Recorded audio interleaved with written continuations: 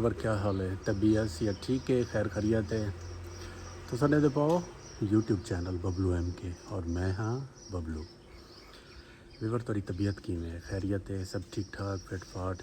अपनी खैरियत लाजमी मैं को दसी करो। तुम्हारी खैरियत मेरे वास्ते काफ़ी अहम है क्योंकि मैं चाहना कि मेरे व्यूवर बिल्कुल ठीक होवन फिट फाट होवन तो वल ही मेरी वीडियो देख सन।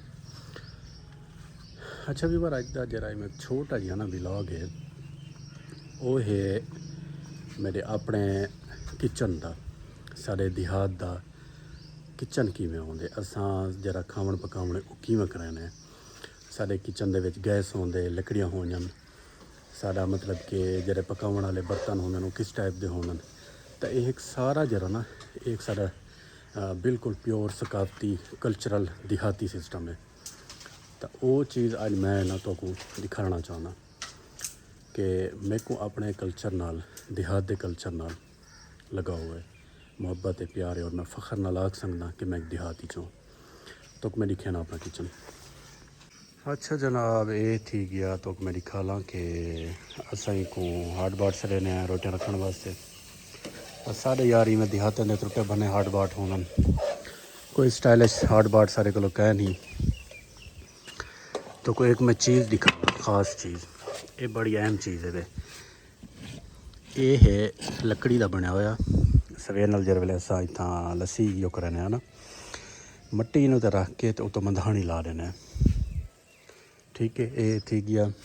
तो ये कुछ महीने पहले मेरी ये कच्ची कोठी है ये ढह गई है इनकी छत तले आ पी लेकिन अल्लाह का शुक्र है कोई नुकसान कोई नहीं थी।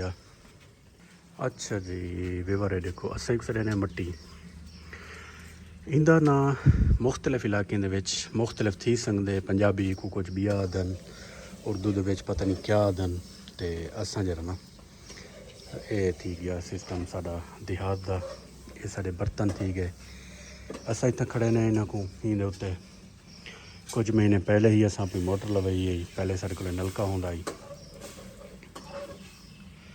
तो बाकी ये देखो तनूर इंदा बल खिंचा खड़े ये साडा टोटल लकड़ियों के उत्ते है लकड़ी चान है बाहरों साडा रोटी पानी भाजी पकावन सारा सिस्टम जरा ना इं ही होंगे साडा एक प्योर देहाती जो है।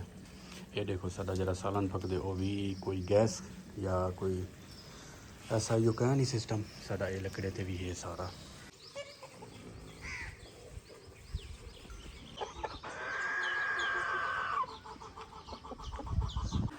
अच्छा जी अज का व्लॉग एंड थी चुके तो मैं देहात की सैर कराइए छोटी जी तो आपको देहात का किचन लिखा है कमेंट करो सो तो आपको किवें लगे उनके नाल ही अगली वीडियो के मुलाकात थी सी। अल्लाह हाफिज़।